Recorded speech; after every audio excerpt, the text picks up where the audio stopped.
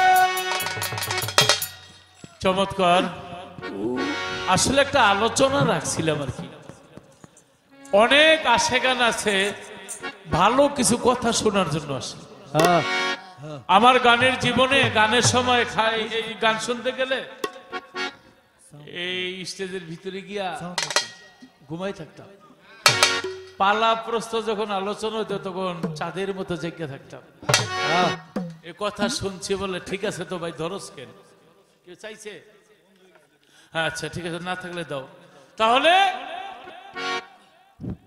যে ভালো কথা জানে দেখবেন এক জায়গায় 10 জন গেলে যে কথা জানে এরকম আপনি কথা কোন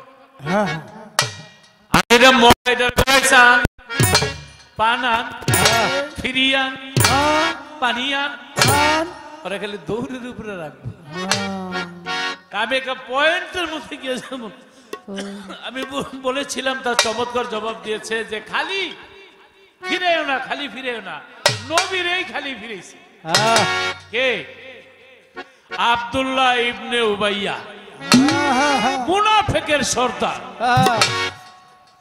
নবী গায়ের জুব্বা দিছিল আল্লাহ বলছে দোস্ত ওরে ধইরা গলার মধ্যে শুইয়া থাকলে আমি ক্ষমা করব না মুনাফিক আপনার মধ্যে আছে না এরকম আছে থাকলে হাত উঠান তো নাই আমরা ভালো আছি নির্বাচনের সময় মুনাফিক দেখা যায় রফিক সরকারের লগে গিয়া কইতাছে কলজা কাইচা আপনারে দিয়ালাম এর কথাই না আমারে কইতাছে সরকার সাহেব একটা কথা দেখে আর কি এরা এই প্ল্যান করছে আমি আপনার গোয়েন্দা এই দেখেন আমি আপনার কাছে আই পড়ছি এরা নির্বাচনের সময় বিভিন্ন সময় মুনাফিকের দল পাওয়া যায় মাওলা আলীরে তীর মারছে তীর খেয়ে মাঠের মধ্যে পড়ে রয়েছে বলে কোন দিক দিয়া মারছে বলে পিছন দিয়া নবীকে মাওলা আলী সম্মুখ যোদ্ধা যদি শত্রুরা মারতো তাহলে বুকের মধ্যে পড়তো সামনে পড়তো পিছনে যেহেতু মারছে তাহলে নিজের দলের মুনাফিকরি মারছে কাফের বালা তবু মুনাফিক বালা না কাফের আমার শত্রু ওর হাতে লাঠি আমার হাতে লাঠি বুঝা যায় ও আমার শত্রু দুইটা দিলে একটা তো দিতে পারবো কিন্তু মুনাফিকের লক্ষণ কি জানেননি আমার লগে বইব আমার পানি দিয়ে খাইব খায়া লইয়া মনে করে মুলা পামটাম দিয়া কইবে সরকার সাহেব এত পাঞ্জাবি পরলাম এইটার মতন কাপড় আর পাইলাম না। মানে পাঞ্জাবি রান্ডি বইটা নিয়ে দুয়া দুয়া খালি আপনারা স্মরণ করবো। পাঞ্জাবি রান্না হইলে আবার অন্যটার দিকে চাই এত কাপড় কিনলাম এইটার মতন দেখলাম না। অন্য নিল, পাঞ্জাবি নিল, লুঙ্গিও নিল। এই মুনাফেকের বাচ্চায় আবার ফিরে আমার বিপক্ষেই কাজ করে। এটার নাম হইল মুনাফেক, একটা উচিত শিক্ষা। তাই আল্লাহ বলেছে দোস্ত 70 বার কেন 70,000 বার হাত উঠাইলো আর আমি ক্ষমা করতাম না। তারে আল্লাহ ক্ষমা করে নাই। আমরা যেন মুনাফেকি কাজটা, চগলখুরি কাজটা, গীবত কাজটা দেখেন। চগলখুরি কারে কই জানেন? কবরের মধ্যে 2টা কারণে আযাব হয় বেশি। তার মধ্যে একটা হলো কেউ যদি প্রস্রাব করে কুলুক ব্যবহার না করে, এখন একটু টিস্যু পকেটের মধ্যে রাখলেই তো হয়ে যায়। এই প্রস্রাব করে কুলুক ব্যবহার না করে শরীর অপবিত্র থাকে, কাজটা হইলো ছোট। কবরের মাঠে প্রথমে একটা চাপ দিয়ে আপনার হাড্ডি মাংসগুলি গুঁড়া গুঁড়া করে ফেলে।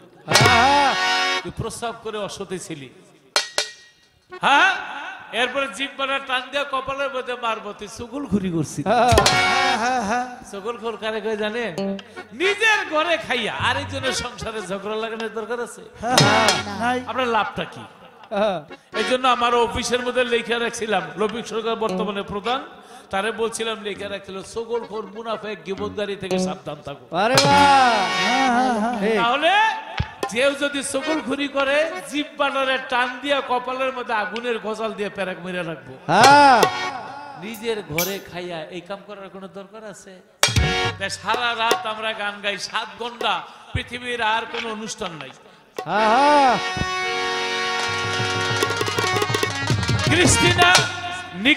ক্রিস্টিনা নিগ্রেন সুইডেনের এক ম্যাডাম বাংলাদেশ আইছিল। উনি জাতিসংঘের ইউনেস্কো থেকে একটা টিম আসছিল। আইসা তারা এই মঞ্চে আইসা গান শুনছে আমাদের।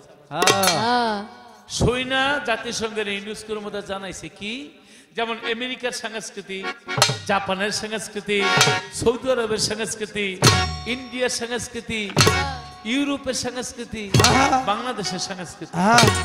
এটা জরিপ করে দেখছে যে বাংলাদেশের বাউল গান সবচেয়ে শ্রেষ্ঠ গান।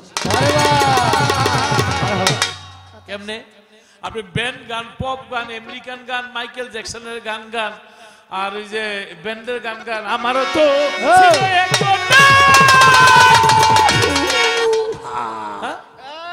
কে যে আসছিল কে যে নাই হয় নিজেই জানেন। তোরা ভাবছে প্রেসিডেন্ট বক্তব্য দেয় 1 ঘন্টা, 12 ঘন্টা, 40 মিনিট, 60 মিনিট। হলিউড বলিউড 1000 কোটি টাকার ছবি 2 ঘন্টা, ওয়াজ করে 1 ঘন্টা। প্রেসিডেন্টের বক্তব্য 1 ঘন্টা। আর আমাদের বাউল ঘন্টা রাত্রে 10টাতে খেপ শুরু করি ভোর পর্যন্ত 7 ঘন্টা। এত রাত বইরা তারা কি শুনে? ওরা শোনে, ও জীবন রে জীবন ছাড়িয়া না যাও রে, তুমি জীবন ছেড়ে গেলে আদর করবে কে আমারে রে, ও জীবন রে জীবন রে।